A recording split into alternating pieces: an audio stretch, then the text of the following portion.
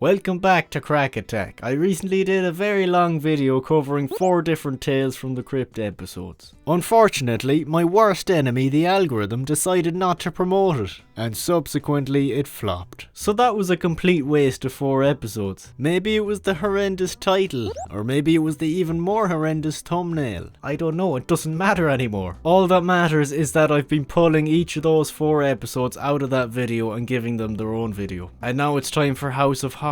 If you're not familiar with Tales from the Crypt, it's a HBO Horror Anthology TV series. Each episode tells a different story and features a mix of genuinely frightening imagery, ironic punishments and dark humour, with some terrifying monsters, but others that are quite cheesy. The show ran from 1989 to 1996 with 7 seasons altogether. It was adapted from a series of comics from the 1950s that got into a lot of trouble due to how graphic they were. But HBO was a premium cable channel notorious for being extremely lenient when it comes to nudity, profanity and violence. So they had no problem making the show as graphic as the comics, and they did exactly that. But the creators thought outside of the box. They wanted as many people as possible to see what they had in store. So they shot PG versions of each episode with the mindset that the show might sometime air on a normal broadcast TV station. And it did eventually, because it was shown on Fox temporarily in 1994. The creators of Tales from the Crypt are William Gaines and Stephen Dodd. But if you ask someone, remember that show Tales from the Crypt, they're most likely not going to say, oh yeah, that's the show created by William Gaines and Stephen Dodd. They'll probably say something along the lines of, oh yeah, that's the show that had an absolute shitload of Hollywood actors and guest directors who worked on it.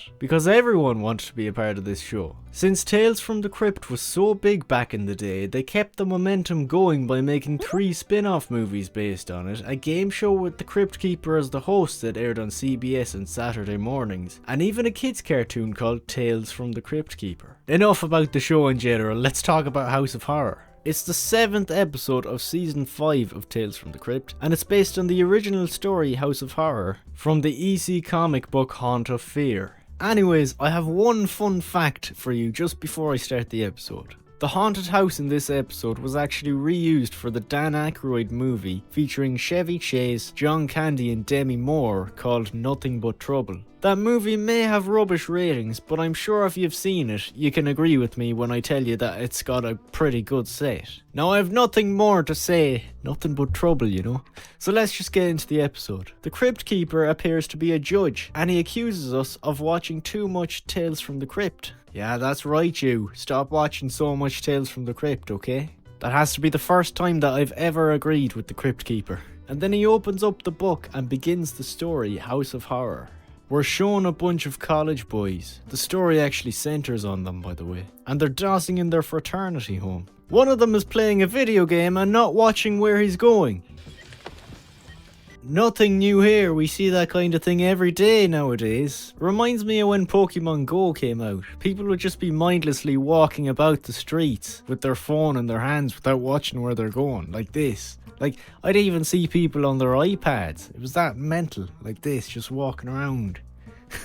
Anyways, on top of that, one of them is reading a porn magazine, and another is cleaning the floor with a paintbrush in his underpants. Then we're shown 2 more cleaning the floor in their underpants. And written on their asses is "kick me." Someone please tell me what the hell I'm witnessing.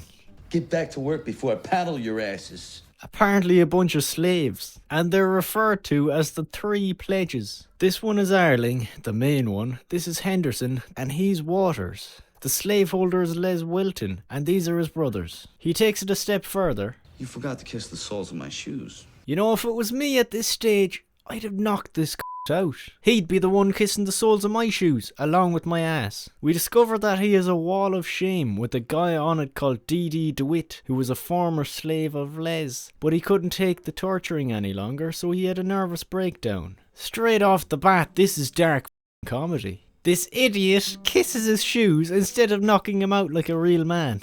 Wait for him one night behind the door, crack him in the head with the baseball bat. Finally a bit of common sense, but if you were going to do that to him, why haven't you done it already? Arling answers the door to in hell, a fine woman called Mona. Anyways, the reason she's here is because she's from the sorority house called Delta Omega Alpha. As I was saying, she's here to affiliate her sorority with theirs for events, and she wants some of the lads to come over to their house tonight to get a taste for what it's like. Les declines her offer and makes an excuse about having a final pledge ritual tonight. I'm just noticing that there's a poster in the background that says "We are what we watch." Maybe the show is trying to tell us something. We watch twisted shit like Tales from the Crypt. Maybe we're all psychopaths or something. I can't quite make out who it is on the poster, but it looks to me like the Crypt Keeper. Anyways, Les invites Mona and her girls to come over for the ritual tonight, and she agrees. I can't take any of this seriously when during their conversation there's 3 lads crawling around like dogs on the floor in their underpants. It's time for the ritual, and 2 of the brothers are driving the 3 pledges to where it's going to take place, the haunted house. They admit that they don't agree with Les, and then... End of the line, kiddies! Ta-da! Look who it is, Les himself. On the way to the haunted house, one of the lads tells the story about how the house came to be haunted.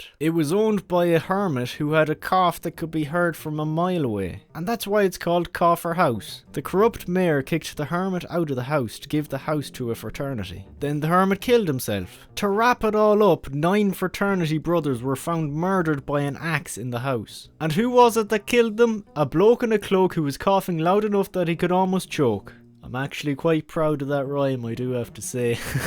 Les makes the pledges play a little game. Each of them has to go inside and flash their lights at the 2nd floor and attic windows, and that's it. Simple, right? No, it's really not that simple. Not for the pledges anyways, because they're not aware at all of what Les has planned. He has the entire house rigged with fake scares to frighten them all. Les plays this off by saying, "Well, the joint's haunted, and Mr. Axe Murderer's ghost doesn't like visitors."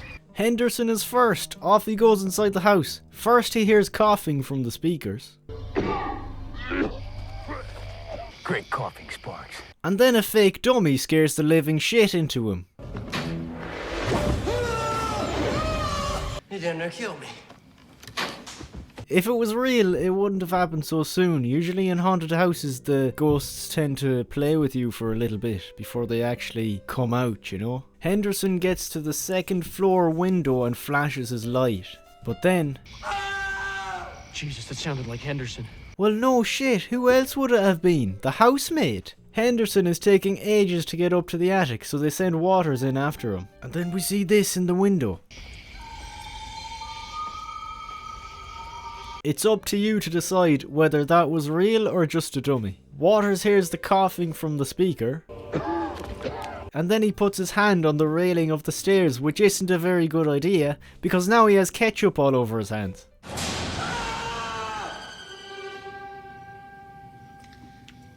Strawberry jelly. Well, alrighty then, strawberry jelly. I raise my arms and stand corrected. Looks like someone else also raises their f***ing arm. When asked why they're taking so long in there, Les's response is... Because they're f***ing with us, that's why. Les tries to make Arlen go in next, even betting him $100 if he makes it to the 2nd floor. The only thing that actually encourages him to go inside is this. $100 would buy us one terrific dinner date. And honestly, I don't blame him at all. Inside, Arlen hears the coughing from the speaker, of course he does. And then we see this. A fella with a scythe. Once again, is that a fella who's part of the prank, or is that an actual Grim Reaper? That's up to you to decide. I have to admit, he has got a pretty good costume from Spirit Halloween if it's fake. After hearing him scream for his life, the brothers go inside to check out what happened. Take a good look, asshole. It's just a dummy with a stupid mask we rigged. Judging by their reactions, it's clear that even they didn't know that there was a Grim Reaper just wandering around in there. So apparently that part wasn't a setup. Not set up by them anyway. Les says that the story of the place being haunted is a load of horse. After whining for 2 minutes and being a pussy, he finally starts heading up to find the other 2 pledges. And then this happens. Hey, Sparks, cut that out! Wasn't me, I already yanked the wire! Les is jumped by the Grim Reaper and his pants. When he takes off his mask, it's not a real Grim Reaper at all. It's D.D. DeWitt, the guy Les had on his wall of shame back at the start. He's clearly proud as hell, so he stomps downstairs with his newfound gratification. And then Les continues upstairs to find the other two pledges. One of the brothers asks DeWitt if he's the one who set up the severed arm as a scare prop, and he says it wasn't him. Oh, what the hell is that? A human skull or some shit? A bunch of girls show up and say, DOA is an all-ghouls sorority. and then they reveal that they're all flesh-eating ghouls, and Les is for Dinner. But it doesn't end there, even more ghouls show up, along with Mona, who now has a f***ed up face. Bloody hell, I can't believe I've been calling a ghoul attractive this whole time. It's one of those classic twists in Tales from the Crypt, where the asshole gets what he deserved. That's the end of Les now anyways. Now he's splattered up there on the wall of shame. I bet all those guys downstairs are wondering when Les is gonna head back down to them. Well, his actual head was thrown back down to them. I'm sorry, that was actually horrendous. That was the worst joke I've ever made. And that's where the story ends. But of course, like always, we can't end without the Crypt Keeper showing up. This time, he says that he knows college costs an arm and a leg, but this is just ridiculous. Followed by his obnoxious laugh. And that's the end of the episode. That was actually a really fun episode, and contrary to what most people think, I think it was great. It definitely has a very weird premise to it, you know, with the slave kids and all that. But it ends up pulling it off pretty well, especially when they leave their fraternity home and head off to the haunted house. Because there, the college boys think they're in control of everything as they play their scary noises through a speaker and set off their jump scare dummies. But they're really not in control, not at all. There's a guy in there pranking them back, and even worse, we find out in the end that there's also a bunch of real ghouls in there. Overall, if I'm being honest, the scariest part for me was watching that bunch of lads crawling around like babies in their underpants. That freaked me out. No, all jokes aside, when I saw that arm flying out the window, that was pretty scary. Especially because when I looked closer at it, it clearly wasn't fake. And then to further prove my point of it not being fake, one of the brothers, Sparks, asks D.D. DeWitt if he's the one who set up the severed arm to scare the pledges. When he said it wasn't him, I knew something was up with the house 100%. And finally, I was kind of freaked out by the fact that the ghouls went so far as to behead Les in the final scene. That was brutal. Overall, the atmosphere in the haunted house was genuinely eerie and fit the premise well. I can see why they reused it in that movie Nothing But Trouble, to be honest. It's better than bloody breaking it down or something, at least they got some use out of it. So as I always say, that's about all I have to say, so I'm gonna call it a day. I'll see you in the next one, alright? See you, good luck. Nobody knows where to